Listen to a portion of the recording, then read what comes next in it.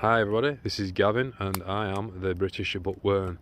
So today we're going fully on it, with me out in the woods, totally appropriate to do the book that I'm about to review with you today, in the woods on my frickin' own with a campfire. So the book tonight I'm going to review with you now.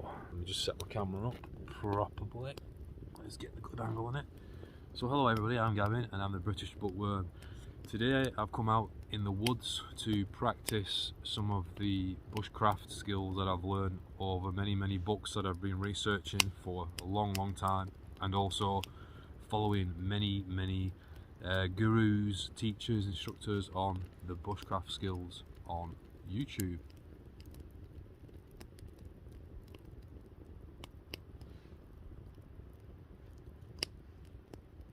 So today I'm reviewing one of my favourite fiction books of all time, called, and it can't be more appropriate to where I'm doing this book review in the woods, it's called Last of the Breed. It's a book that I have read the hard copy or the physical copy 2 times, and I've just gone through the audible book while I've been driving the van at work for a couple of weeks. It's taken about a week and a half to go through the audible book. So what is it about? It's based in the Soviet Union, or the Soviet Union Cold War era, I should say, where a pilot is shot down over Russia, purposefully shot down so that the Russians can get the intelligence. Wow. The Russians can get the intelligence from this highly trained, highly skilled American test pilot called Joe Mackenzie. Now, it's one of those wonderful fiction books that has so much charm and charisma to it that it's hard to do the book justice with a basic book review like now. So how can I do it justice? In the times that we're living in at the moment, if you're like me, who spends a lot of time catching up with the latest YouTube videos, put some more wood on, 1 second. When you look at the world we're living in today, and we've got all this political correctness and all this opinion about right and wrong, it's such a nice trade to go to a book of fiction that's based on the wilderness and survival and charm and charisma and old school storytelling that seems to have gone from society, or the charms that the book Last of the Breed carry. It's like, recently, I don't like Tom Cruise very much, but his movie Top Gun 2, or the second movie of the Top Gun trilogy, not trilogy, I don't know why I was going to say trilogy, but the 2 Top Gun movies, the whole masculine pride, male ego factor of it made it one of the biggest, or possibly the biggest, best-selling blockbuster of all time, because people are fucking sick of the way the world is and the political correctness that is running the world at the moment, and people are going to rebel. So the book Last of the Breed, this amazing pilot is shot down in Russia when it was the USSR. It's been purposely set up so that they can capture him, and the Americans think that he's been lost in action or died in the crash, and then they plan to interrogate him. What they don't know is Joe is not only an American pilot of the highest caliber, test pilot who has helped the design and develop many of the top jets in the Cold War era as a test pilot, but he's also a Sioux, a Native American Indian. But he's not just a Native American Indian by blood.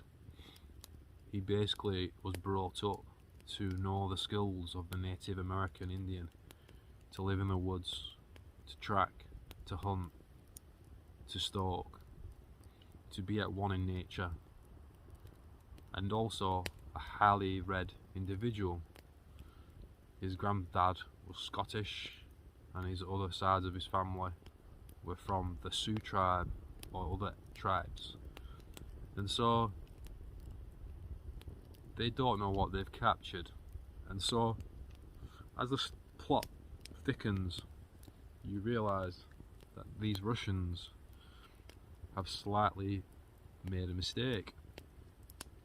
And so when you read the book, or you listen to the Audible in this case, because it was Audible I was listening to this book on rather than reading it, you enjoy the process and the journey of a charismatic and simple story of one man against an entire country, an entire army, as he makes his way to the Bering Strait, tracked by the Yakut, who is desperate to capture him for his pride. One Indian against another Indian, while the soldiers at work have no idea what they're dealing with, or the skill of the man that they're dealing with. It's a wonderful, wonderful book, and it's one of my all-time favourite fiction books, which, as you can see by my reading at present that I've reviewed on YouTube, is mostly factual books. So I love going into books of fiction. Especially the old school stories that have been written with charismatic voices, charismatic pride of the different roles of man and woman, where people had moral values and things were clear.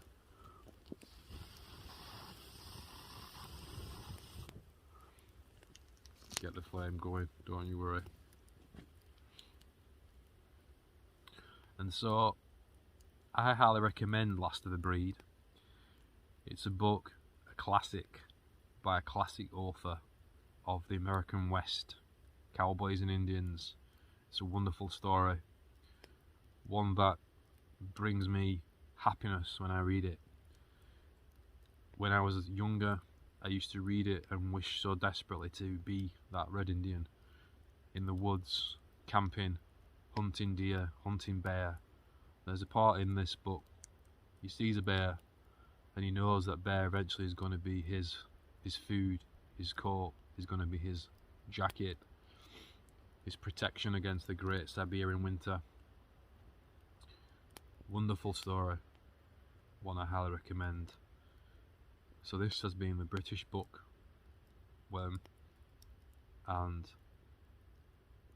I would just suggest Last of the Breed if you're into your camping, if you're into your bushcraft, if you're a lover of nature and traditional fiction, right and wrong, and with lots and lots of charisma and cheesy plots.